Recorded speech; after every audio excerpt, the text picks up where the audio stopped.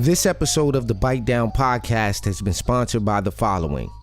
Just For You Family Support Services. It's more than business, it's also personal. Visit us online today, just4u family support svc.org, or give us a call at 855-578-4968. And by 40dayfruitfast.com. Enjoy the benefits of a healthy lifestyle, a healthy detox, and more. Visit the site today, 40dayfruitfast.com. And by the National League of Concerned Citizens. We are unity in action. To join the local chapter of the National League of Concerned Citizens or for civic engagement training, please email us at nloccnationwide@gmail.com. Peace and love. You tuned in to the Bite Down Podcast. This your host, Architect. I want to thank you for taking the time out to listen. Of course, follow us on all the social media platforms at Bite Down Show. Share, like, subscribe, follow, all that good stuff. We really appreciate it. The support is much appreciated. And trust me, any questions, as y'all know, we get right back to you. You can hit us on the Gmail at bitedownshow@gmail.com. With that said, this is our second episode. I got the opportunity to speak with a very powerful brother that's been out here helping people heal themselves and make better health decisions. If you're not familiar with the brother, by the end of this podcast, you will be. So again, I want to say, big shouts out to Minister Enqi for taking the time to get with us and share what he's been doing and just allowing us to ask the questions and bring it to the people. So with that said, no further ado, we're going to get into this first segment interview with Minister Enqi. Big shouts out to my co-host, Big Breeze, on location right now. He'll be back for the next episode. But we're going to get into this interview right now. This is the Bite Down Podcast, your host, Architect. Yo, peace, everybody. Thanks for checking in. It's your boy, Architect. You tuned into the Bite Down Podcast. I want to thank the guest that's with us today. As I said earlier in the introduction, very highly respected brother in the health and wellness community. I can't give this brother enough accolades and respect and honors. We got the brother Minister Enqi with us. How you doing today, brother? I'm alive, man. That's the best thing we can ask for. Indeed. Well, I appreciate you taking the time out.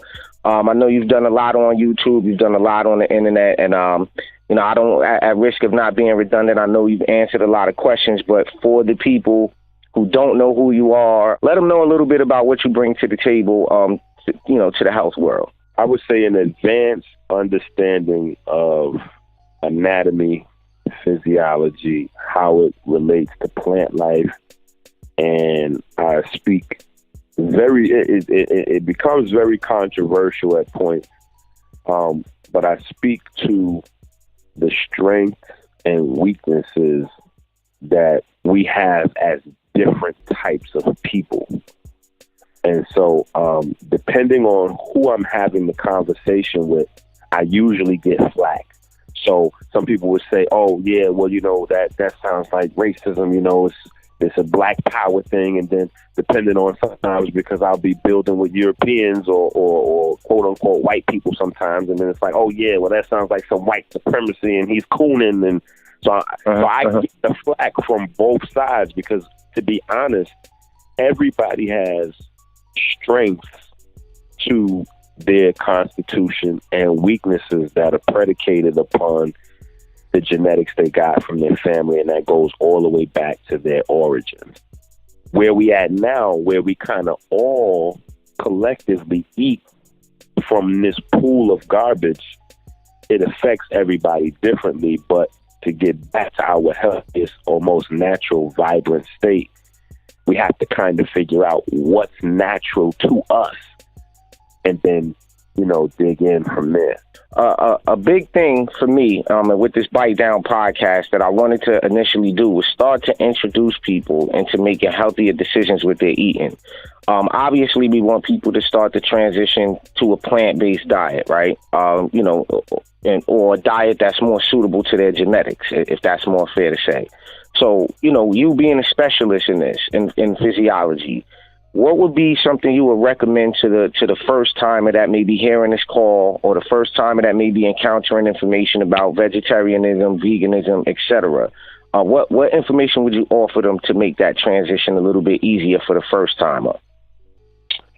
Two things, and it's gonna sound like a shameless plug, but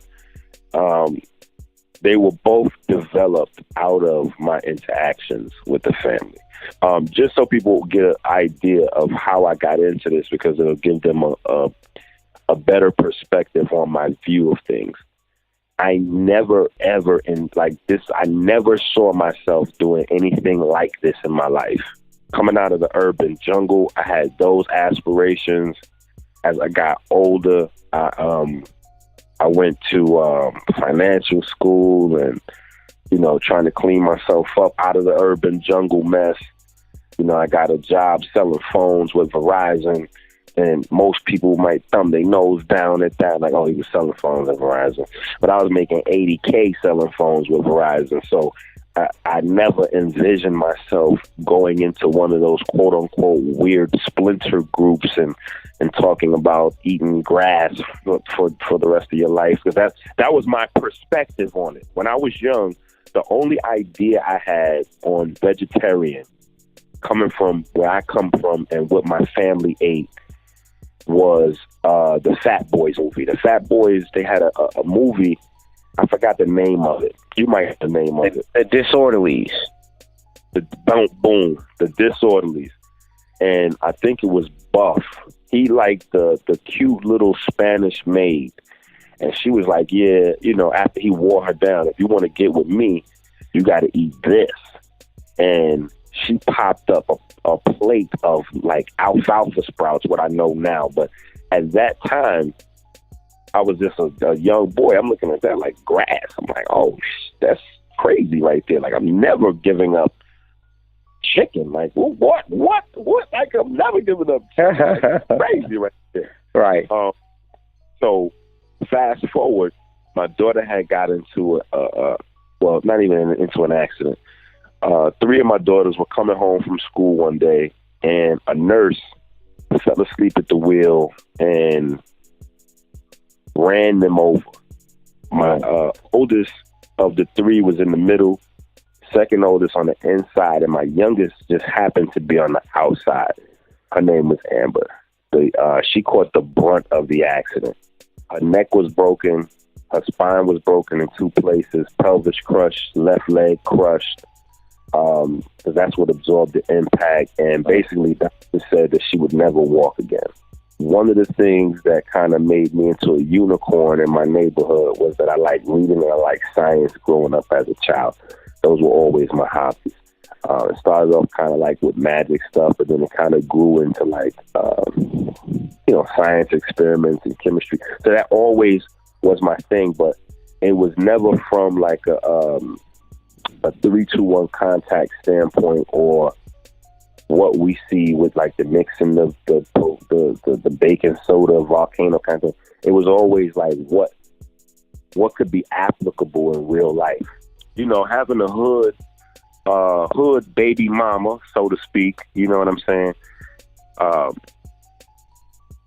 She watches everything you do, especially when you're the sole breadwinner for the family. And I always spent a lot of money on books. Sometimes I come back with $600-$700 receipts from Barnes and Nobles or some of the rare bookstores, and that'd be an argument now. A lot of my friends looked at me crazy. You know what I'm saying? Because I had a certain type of reputation in my neighborhood, and so it just was a lot of flack that you deal with as you try to make a transition in your life to really better yourself. Most people never pay attention to it, but we bond fastest and most easiest through vice. So,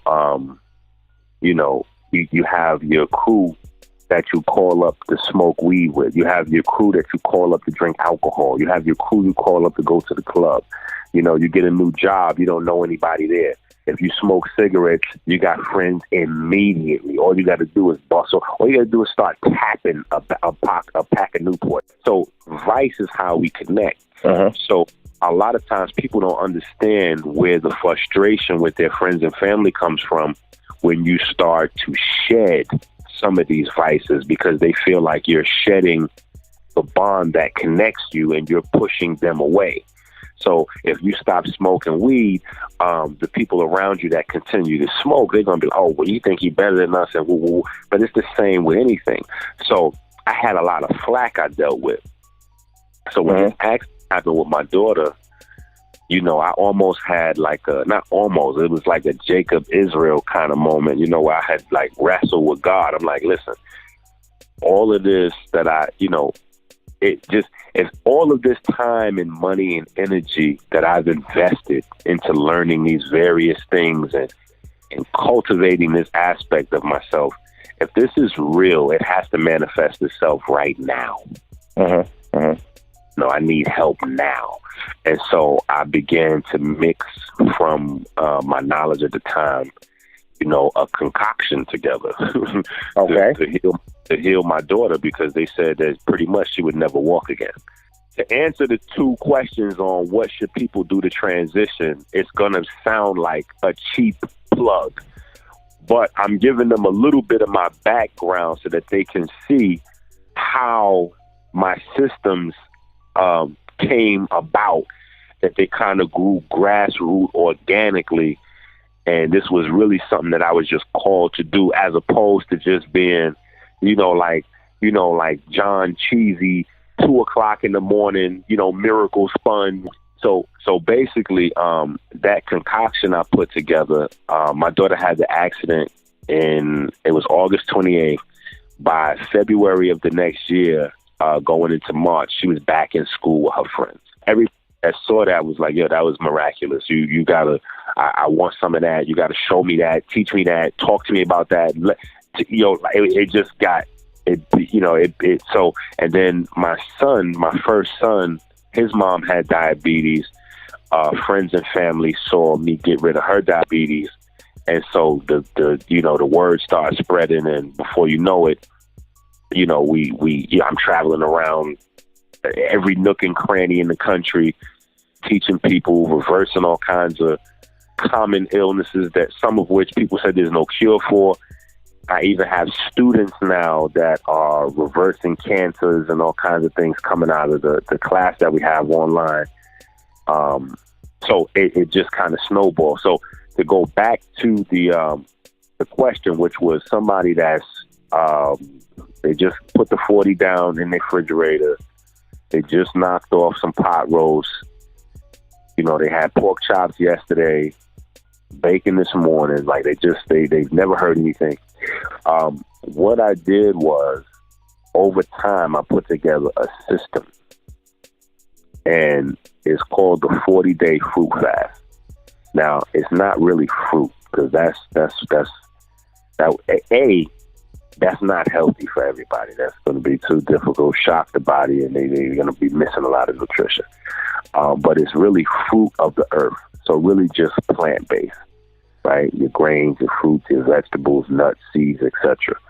But what it is 5 phases to get you to transition as far as you can go away from meat. So the first phase of the fruit fast actually includes meat and whatever other ratchet delicatessens that you would have. Understood. How has that been for you transitioning, and have you found it difficult getting into this mainstream, kind of health and wellness genre, coming with what you're coming with? I mean, it's definitely, when you,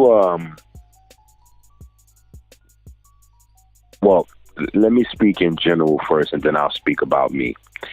In general, the people that are mostly attracted are people who, to the conscious community, are people that are, angry and curious at the same time. So they're angry with the current system, and anytime you're angry about anything, you're always looking for someone to blame, right? But then you're also curious, because at the same time as you identify a problem, at the moment you identify a problem, you're looking to identify someone to blame for the problem, but also a solution. So the conscious community meets people there. Okay. And so you come into the community angry, curious, looking for a solution, or people may say, well, hey, I can offer us, I have a piece of the solution, whatever the case may be. When you get in the community, you're exposed to you find out very quickly that it's not exactly a cohesive community, right? There are, there's love, and there's definitely there's a cohesive factor to it, but there's no organizational cohesion, because there are many different communities within that community competing for your attention. Because every person that comes in, see, everything represents commerce. So commerce plays a key role in everything, whether people like it or not. So, the moment you come in, depending on who you are and what you bring to the table, people are going to compete for you to be a part of their group or faction. You know what I'm saying? It's like a young man getting ready to make a move on the street. The Bloods, Latin Kings, the Crips, whoever may be trying to get you to be involved with whatever it is that they're doing, or a very high, well-to-do, high test performing, well-to-do young man graduating financial school. You're going to have the top 5 or top 10, top 20 companies, competing for you to come work with them, as opposed to going into the workplace like John Q. Public, where you're actually competing for the job. The jobs will be competing for you. So when I came into the conscious community, I'm coming in already with, sometimes they see me in a suit. Sometimes they see me in Coogee and Gucci and foam posits, and I'm driving a black Range Rover, peanut butter interior, all the vendors I'm supporting. So when I come out of the blue like that, everybody's kind of vying for, like, hey, no, come with us and come. So you get to see early on, like, oh, okay, I get it. It still is what it is. You know what I'm saying? Like, right. Still money. So early on, when you share that base level of energy, it's a very homely kind of place, and there's a lot of opportunity for you. As you grow in information, in experience, in consciousness, it becomes a smaller and smaller and smaller community, to the point where if you're not careful, it can hinder your progress. It can hinder your progress, because what I do with the health kind of sits outside the boundaries of what everybody else in the community does. So I have the ability to move around a lot more, but I see a lot of people pigeonholed, because especially in the social media age, you see old videos where people may have had opinions, and those opinions probably evolved. Because the running theme when you're looking at a problem with the system is the white man is the devil. Right. The white man did it. And we're, and people don't realize, A, that's not exactly the reality of the world. And B, it's very disempowering, and it's a victim mindset. And you learn quickly, when you have a much more well-rounded view, that wickedness is a frequency that anybody can, it can be in anybody. You know what I'm saying? And just like wanting to love your brother and do the right thing, and I just listened to LeBron's press conference, and he spoke very well in terms of being able to bring people together and inspire people from different walks of life, and so as you grow and you have those kind of ideologies, people want to strangle you and tag you with the you of 5 or 10 years ago. And, so it does become very difficult at that point. Understood. To get out of that barrel with all those crabs. Right, understood. So, with everything you got going on, and we've been speaking off the call, on other calls about certain things that we got some great stuff coming up, in the near future. One of the concerns that I have, and this is kind of just being sprung on you, but one of the concerns that I have is the ability for people to regain the ability to do critical thinking. Is there any exercise that you would recommend as a nutritionist? Is there anything that we can do? Because of funny, is there anything we can do? And I ask this from a nutritional standpoint. Again, you have your people that today may hear this podcast and they're still going to have a ham sandwich. They're still going to get a cheeseburger, but they may want to begin the process of eating healthier. And let me share this with you. And I shared this on the first podcast. One of the things that turned me off about eating meat was my ability to do critical thinking. I didn't invent the phrase, but it hurt. It not hurt. It was so profound when I said it that it just, that very moment, I vowed I would never eat another dead animal. I was introduced to the concept of conflicting DNA. And that did it for me. Once I said, wait a minute, I'm not trying to build claws and a beak. What would I do with these instructions? That did it that very day. Once I had read, okay, and it was a rationalization. I was like, wait, they call DNA the blueprint, the instructions, the RNA. So what instructions am I? A cow, have a big back, hairy? Nah, I'm never eating that again. I'm never going to do that again. But I had that critical thinking. DNA. Yeah. So my question to you is, as a nutritionist, you have these people that are eating and they're gonna, what is there something that they can do outside of being around healthy people? Is there something that they can eat? Is it not to say a magic pill, but what can the person do that doesn't have that ability to do the critical thinking, that may hear this and want a quick something?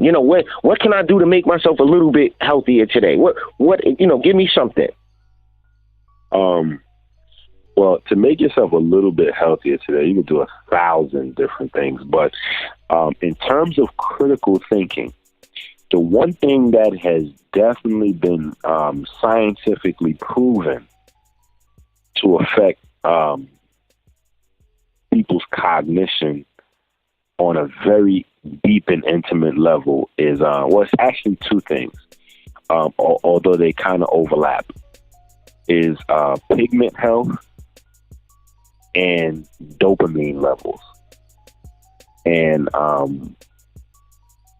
soon as you say pigment levels, pigment health, and people think, oh, it's a black, white. No, everyone has pigment, and especially internally. If you didn't have pigment in your brain, you just couldn't. It's over. But that's one of the things that people with, especially diabetics, they fight with is brain fog, fatigue, loss of memory, etc. Because high blood sugar levels inhibit your body from metabolizing tyrosine. Tyrosine is what your body uses to make all of the neuromelanin, melanin, etc. That allows us to think, etc. Dopamine is highly influenced. Well, there's a lot of different things. A lot of, especially in the drug culture we live in right now. Everybody's on pills and all kinds of crazy stuff, but it's really supposed to be regulated by the sun and light. And so, without even getting directly to what we put in our mouth, because our first means of consumption is our eyes. Changing our lighting. Is crucial. Anybody that's ever had a reptile, if you go buy a reptile at the pet store, it would tell you, okay, listen, you have to buy these lights right here because these go with the reptile. If you don't use these lights and you use regular lights, the reptile is going to get high blood pressure, cancer, tumors, and die a nasty death. Because this, and if you ask why, they're going to say because this animal comes from the equator, and these are the natural lights of its habitat. So it needs that spectrum and that. Yeah, exactly. So every single walk of life is that way. The people who are affected the most, obviously, are the people who are more equatorial bloodline or haplotype based. However, people from polar climates are still affected very negatively because they have less pigment in the eye and they are able to process less. And we live in a sea of synthetic light right now. Blue light being the most damaging. And that is what we get from our cell phones, TVs, most people. And when I say it's the most damaging, I mean, it really damages every single aspect of your body. You can put a raw, vegan, breatharian, like it doesn't matter what diet you're on. You can put them in a room with blue light, and they will have inflammatory conditions all throughout their body, as if they were eating, as if they were drinking pork fat, because blue light alone produces inflammation. Blue light alone shuts down the natural hormone flow throughout the body via overstimulation of the pituitary gland and the hypothalamus. Now, hold up, before we get too far, because important thing we got to do here. A lot of what you brothers and sisters are hearing now, if you're not familiar with these terms, pause this podcast and please do not feel ashamed, as I said on the first podcast, to look up what the brother's saying, because I don't want anybody to miss this information. He's been so gracious to come on the podcast with us and share. So take advantage of what he's saying, but make sure that you stop at this point. Don't just assume you know what these glands are and what they do. Because the question is, how can we start to help people make better decisions in their critical thinking? So what he's giving you is some tools and some things. So something as simple as being conscious of the type of lighting you have in your home and how much sunlight you're actually getting. So is that a fair sum up of what you're suggesting in that respect? Yes, and it's very far reaching though, because you got people who's you got a lot of men. And this is worldwide. I think in Japan, it's a national crisis, the blue light situation. But men are having fertility issues because of the blue light consumption. And a lot of people don't really understand. It just sits outside the boundaries of normal conversation. But a lot of people, money is always on everybody, no matter where you from, where you at. Black, yellow, purple, rich, poor, money is a common thread amongst everybody. So when they started these new light bulbs, I don't know, 5 years ago or so, with the energy saving, and you can save all this money and whoop, whoop, whoop, whoop, whoop. What they did was basically took out all the other aspects of light besides the blue light.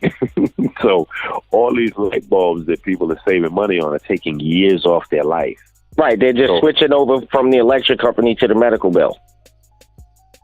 Man, I mean, they're losing years off their life. So me, in my house, I actually had to get, I almost needed therapy. Like my daughter, she's like my partner in crime with everything. She was like, Dad, okay, listen, you're going to have to stop this. I have every kind of light bulb. I'm light bulb crazy. I got purple lights, red lights, infrared lights, UVB, UVC, UVA. I have every type of light. So I can have summertime in Michigan at any time, or summertime in New York. Right. Because we hear about vitamin D. Most people don't really understand how far-reaching vitamin D is.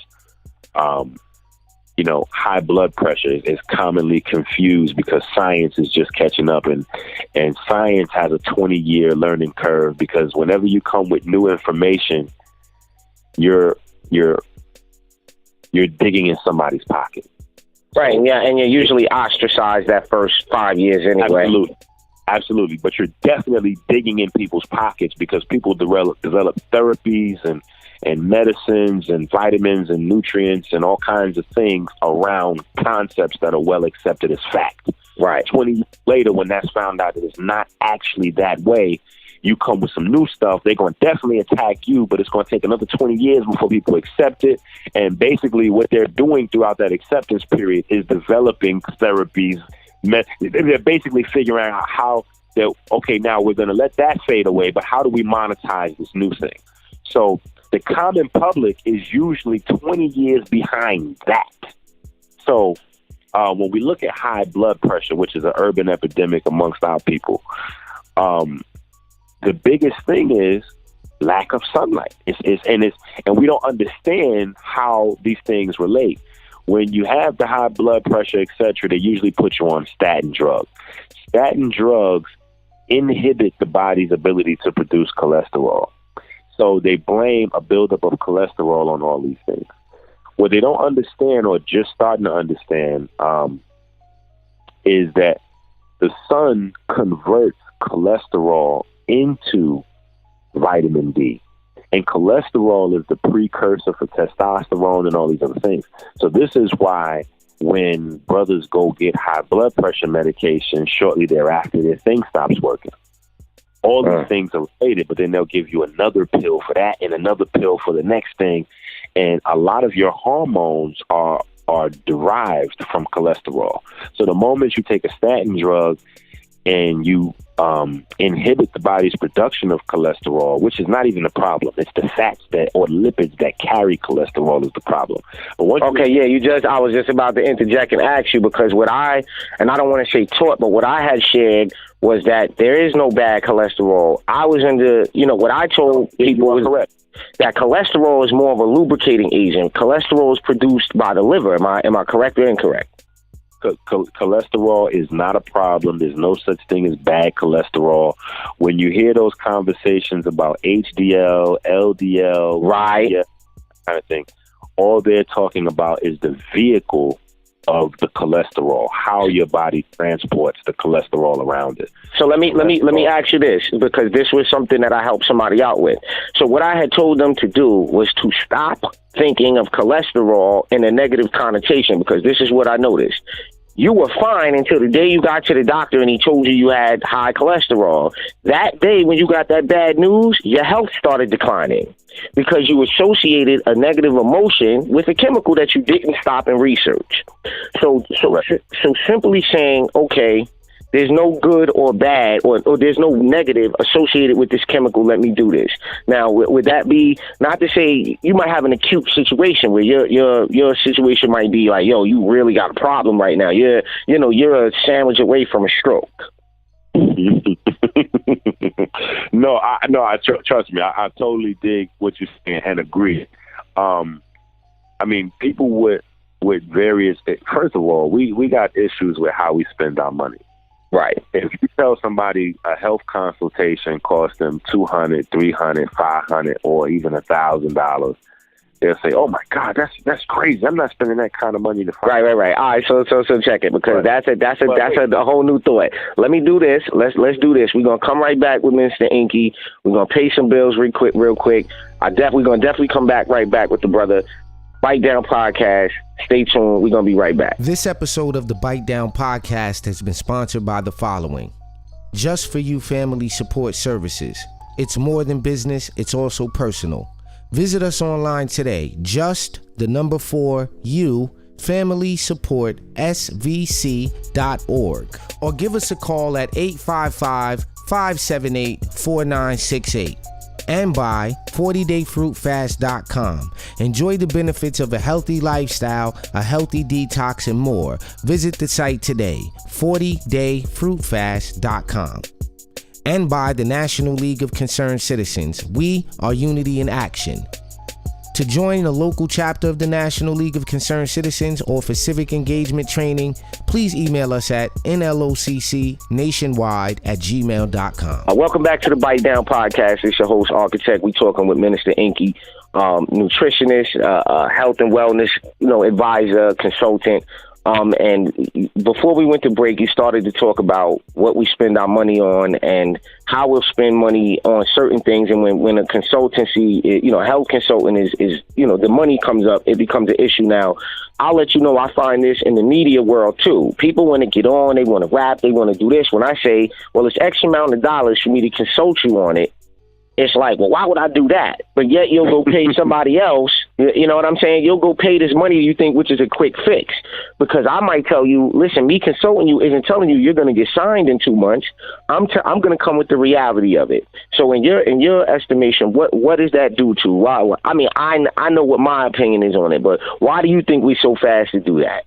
As a people, you'll have this information. You have a proven record of helping people change their lives, but yet when it comes time to pay you what you rightfully deserve, and I seen your prices. So family, when he's charging for consultations, think about it like this. You could invest in the consultation now, or you might want to just start getting the what they call it, the dialysis machine. You might want to just start getting ready to invest in that. It's going to be one or the other. I think, and this is why I have this is why I empathize with so many folks. It's poverty.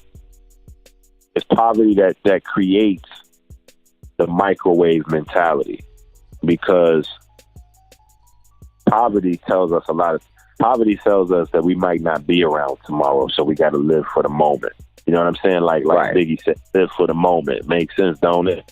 So poverty tells us we got to live, and so we want right now, and we would prefer to spend our money on something that we could see, that gives us the illusion of something real, than actually investing in something that we can't necessarily obtain right now, but we'll be positioning ourselves to obtain it in the future.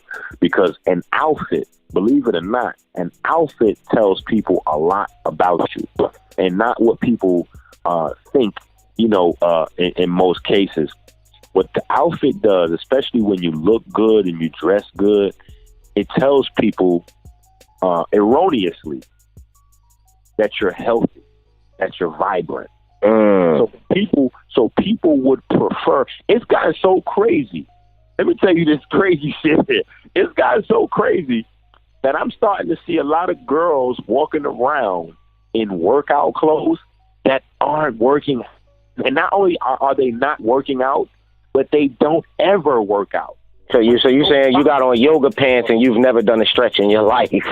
Never done a stretch in your life. But you got on yogas and Reebok running shoes.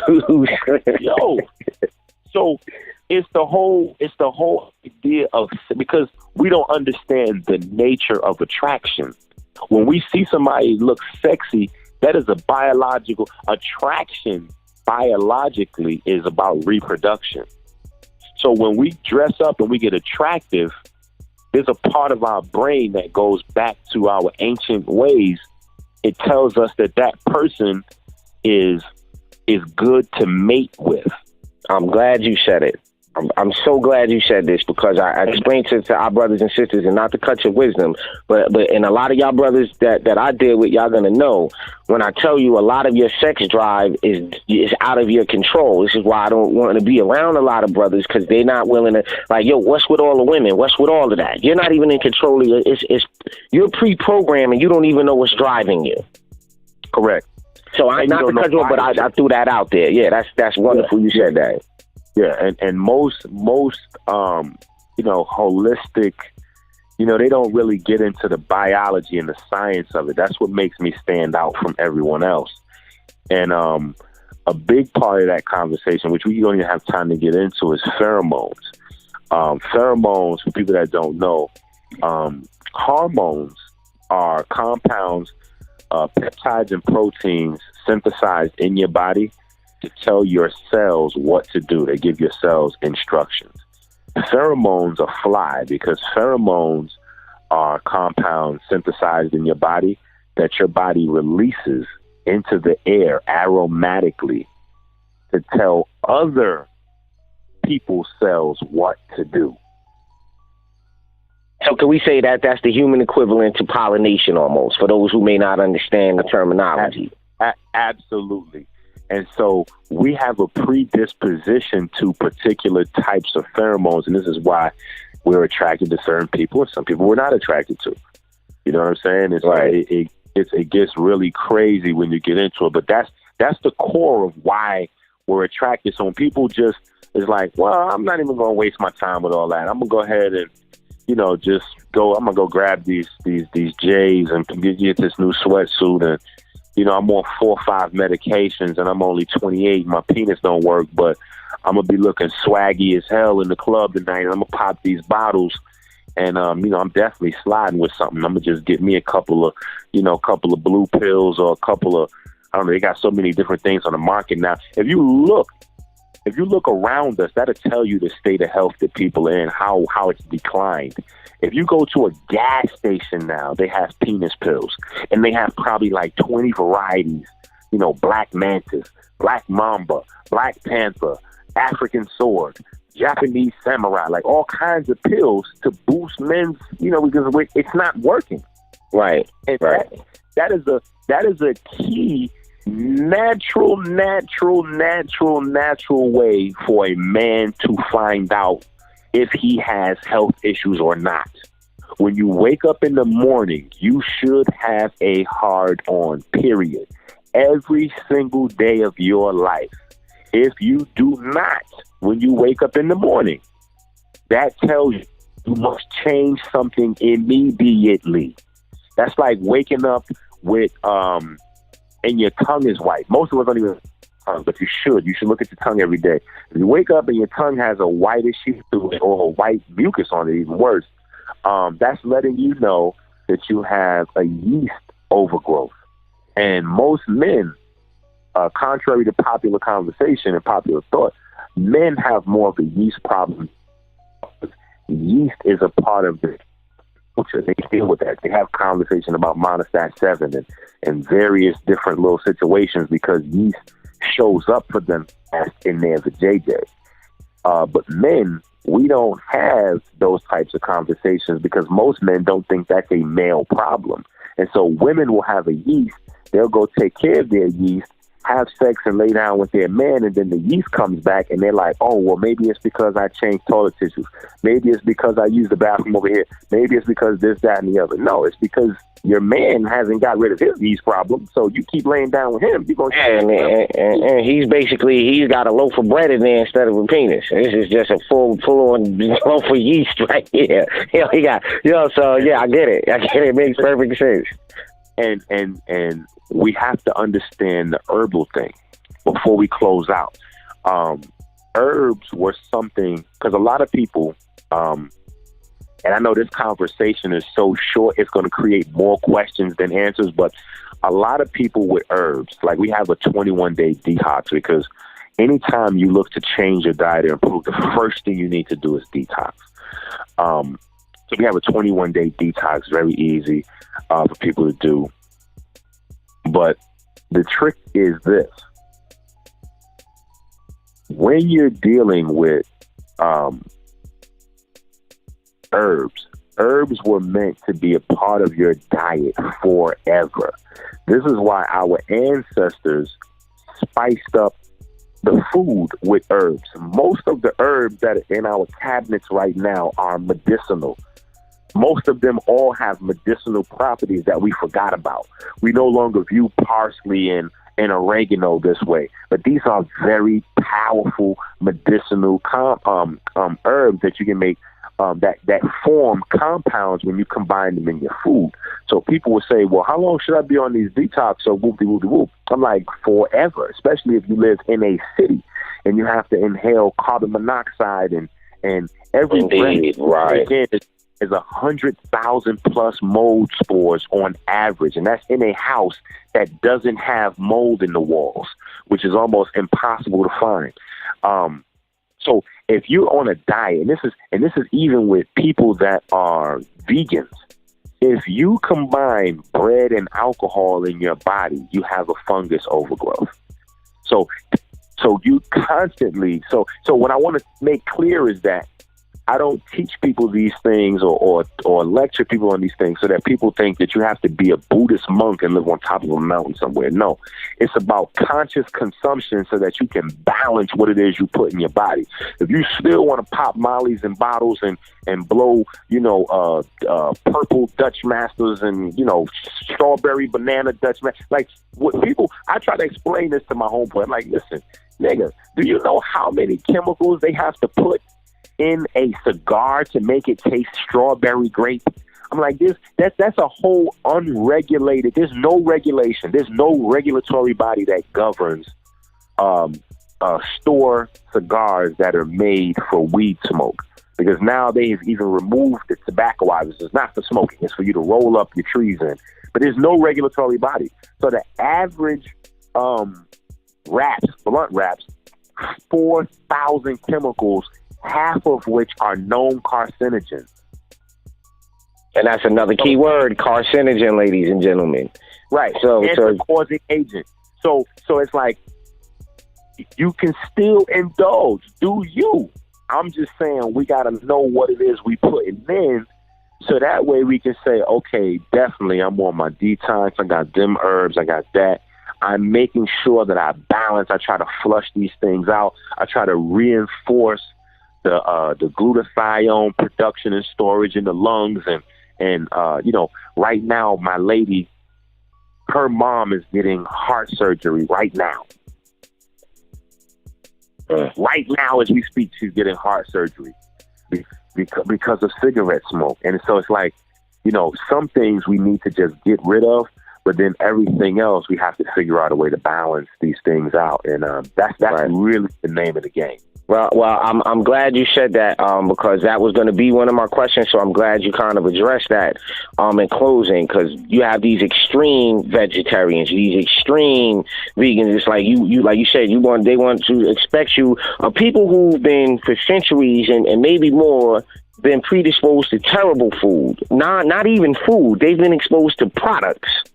So you can't say, for somebody who's intergenerationally been eating poorly or been thinking with a poverty mentality, you can't just show up and take everything from them and then expect this to be a successful program, which is something that, that we endeavor to do. We try to start with just the basic decision making and work on the decision making and let kind of people use their natural intelligence to kind of like what happened to me. After so much study, it was a simple term, conflicting DNA. That was the alarm that went off that said, not anymore after today. That's it. So I'm glad you said that. And before we close out, 40-day food fast. Let them know where they could. Obviously they're gonna see it on the site and on the podcast. We got the graphic up and all like that. Is there anything else you want people to know about? Any cities you coming to? This is going to air. We in September, October. So yeah, this is going to air. You should be hearing this about mid-October, end of October. Is there anything going on October, November that people should know about that you got coming up, or anything you want people to know? I have the book Eat Right for Your Haplotype. Eat Right for Your Haplotype is coming. The release date is December 17th. That's the most important critical thing coming up. For a shortcut. Now, let me ask you, not to cut you off, is there a pre-order? Is there a pre-order situation with the book? Yes, the book is definitely pre-order on sale. 40dayfruitfast.com for people interested in the detox, because a lot of people hear these conversations and over the years, you're going to find 10 people that are interested in the information, but not the actual life change. For every one person that you find that's actually going to have a lifestyle change to complement the new information coming into his life. So a lot of people were like, well, yeah, but what about us? I don't want to give up chicken. I'm like, for years, I used to just say, yo, jump in front of a truck. It's easier. But after years, I had to really, my daughter's my soft spot. So she was like, well, Dad, you didn't jump right in. Right, and right. You started out with what? How'd you start out, Dad? And so I was like, actually, I started out detoxing, and that's what kind of got me into. So we put together the detox, and Enqi's detox.com It's very informative. Even if you don't want to buy the detox, just to go there and learn about the detox, because the detox is very different and unique.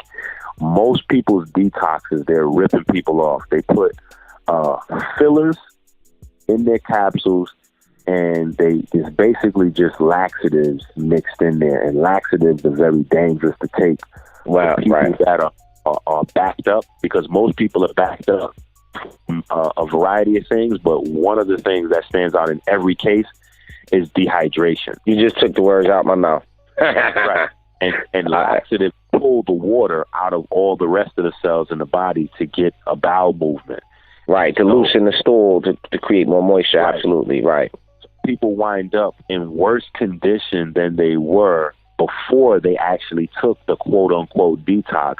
Right. And it fools them because they have the bowel movements, and they're like, yo, I had a good bowel movement in 2 days. And so now they get on this treadmill where it's like every time they want to clean their body, quote unquote, or have a good bowel movement, they go back and buy more of the detox. And then they don't realize that there's a natural system of cleansing the body, and that happens at the cellular level, intracellular. Right. So the detox that we have is put together to function on the intracellular level, and you go there to the website, you get all the information you need on how that works. This episode of the Bite Down Podcast has been sponsored by the following: Just For You Family Support Services. It's more than business, it's also personal. Visit us online today, just4u family support svc.org, or give us a call at 855-578-4968. And by 40dayfruitfast.com. Enjoy the benefits of a healthy lifestyle, a healthy detox, and more. Visit the site today, 40dayfruitfast.com. And by the National League of Concerned Citizens. We are unity in action. To join the local chapter of the National League of Concerned Citizens or for civic engagement training, please email us at nloccnationwide@gmail.com.